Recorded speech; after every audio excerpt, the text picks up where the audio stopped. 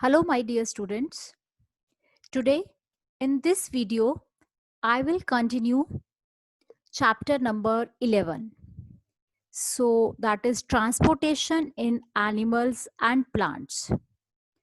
Learning objective of this chapter are that how that transportation system like transportation of food, transportation of oxygen, carbon dioxide, how it takes place in animals as well as in plants.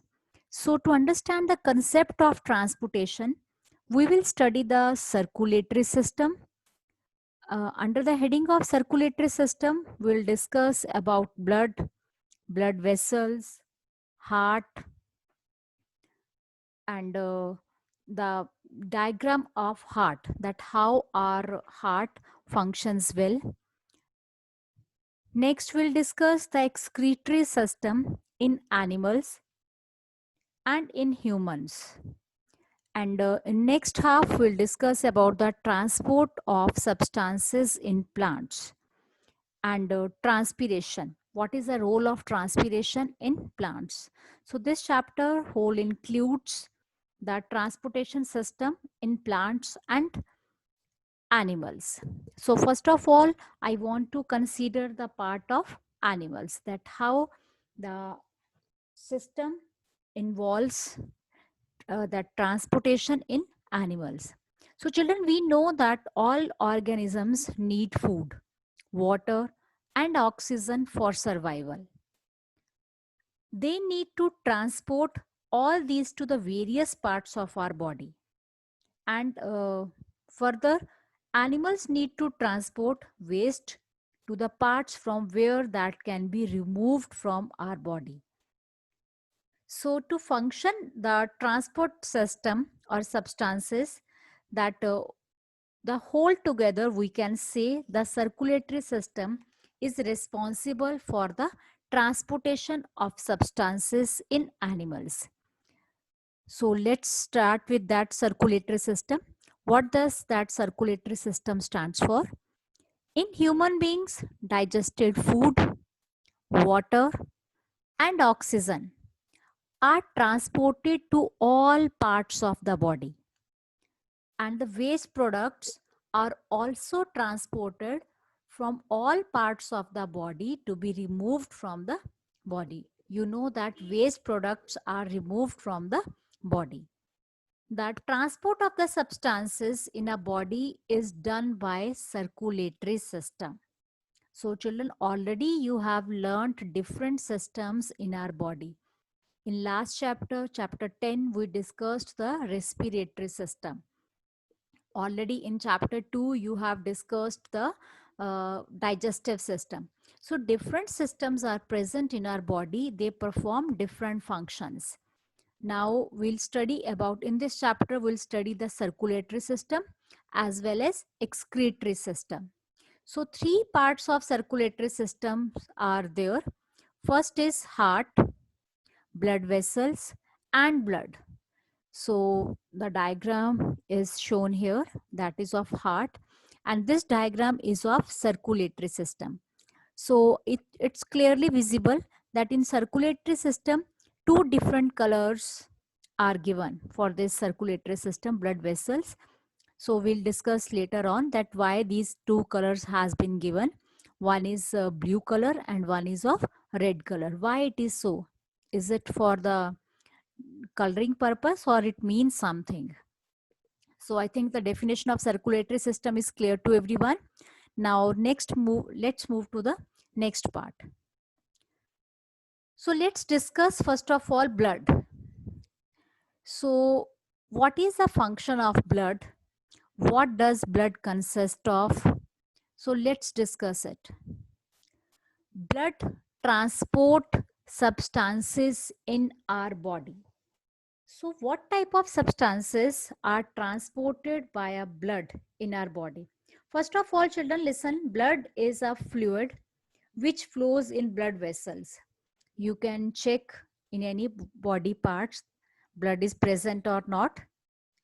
So blood is present everywhere and it is a fluid which flows in the blood vessels. It transports substances like digested food from the small intestine to the other parts of the body. Second function is it carries oxygen from the lungs to the cell of the body.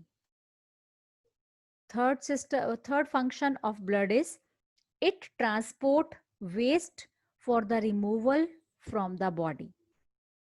So these are the functions of blood. So blood transport substances. So substances, I had already told you that what kind of substances are transported. Digested food is transported, oxygen is transported from the lungs to the cells of the body, and the waste is removed with the help of the blood. So blood has a fluid part called plasma, and it consists of three things. One is RBC, that stands for red blood cells. Second, WBC, stands for white blood cells. And third thing is platelets.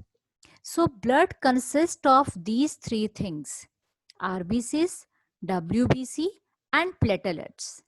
So let's discuss one by one about RBC. What does RBC contains, and what is the function of RBC? So children, one type of cell is RBC. It contains a pigment, rather a red colored pigment called hemoglobin, due to which the color of blood is red. So now what happens? Hemoglobin combine with oxygen and transport it to all parts of the body, or ultimately to the all the cells. It becomes very difficult to provide oxygen to the cells without hemoglobin. So it is a main function of a hemoglobin. It binds itself with the oxygen, forms the oxyhemoglobin, and that oxyhemoglobin is transported to all parts of the body.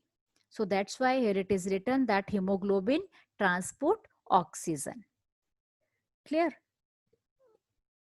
And I have told you already that presence of hemoglobin makes the color of blood red.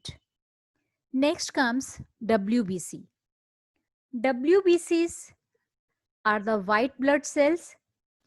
These fight against germs and protect us from diseases. That's why as they fight for us, so they are known as the soldiers of our body. So there may be extra question that why white blood cells are known as the soldiers of our body. Third is platelets. Platelets are, they help in clotting of the blood. So what does it mean? You must have seen that whenever we get injured, the blood start flowing out of it. Whenever the cut is there. So we have noticed the bleeding. And after the bleeding, when it gets stopped, a dark red clot get formed on that. So that red clot formed due to the formation of platelets. So means platelets helps in the clotting of blood. So children, these are the three. First of all, we had discussed that what does blood means, definition of blood, function of blood, and these three things which are known as a component of blood. So blood consists of RBCs, WBCs, and platelets. So I hope from the diagram you can see that this is a stream, blood vessel is there, and how the blood is flowing. Blood consists of all that things. Let's see. These are the RBCs, red blood cells. Next, these are the platelets. And yellow colored substance we have already seen, that is a fluid part, is known as a plasma. And these are the white blood cells.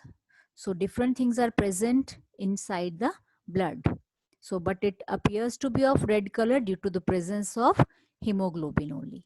This is a pigment which is called a hemoglobin. I hope the concept of blood is clear to you. In next video, we will discuss about the blood vessels, that what are the vessels required for the blood to flow. Till then, revise this concept properly so that you can understand the next one. Thank you.